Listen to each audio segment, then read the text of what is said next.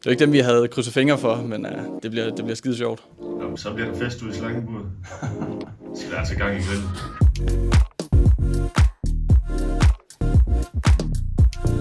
Aarhus Black Vipers, hvad er det for en klub? En lille klub, beliggende her i Aarhus. En lukket klub, som blev startet i 2014. Det er en spillerdrevet klub, og det er også spillere, der sidder i bestyrelsen og stille og roligt, som man bevæger sig op igennem rækkerne. Og ligger nu i Jylland Serie 1 og har et andet hold i Serie 3. I en del af den her første runde lodtrækning til Betano-pokalen. Hvem håber I at trække? Altså, vi havde jo nok håbet på, at vi godt kunne trække Esbjerg eller Vejle. Vi har en del spillere ned fra Esbjerg-området, så det havde været rigtig sjovt. Og jeg kommer selv ned fra omkring Vejle og Vejle-fans, så det havde også været sjovt. Men nu er vi så i midt- og nord-området, som det hedder. Så drømmemodstanderen, det er nok OB.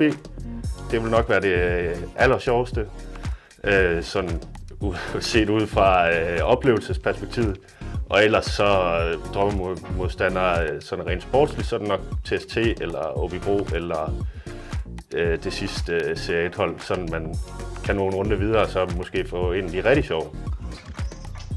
En dobbeltopgave mod Ringe. Nedrykker fra 3. division, begge to også.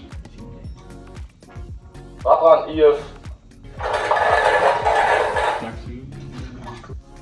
Mod Aarhus Black Vipers. Så der er en snakker vi. Brabrand. Okay.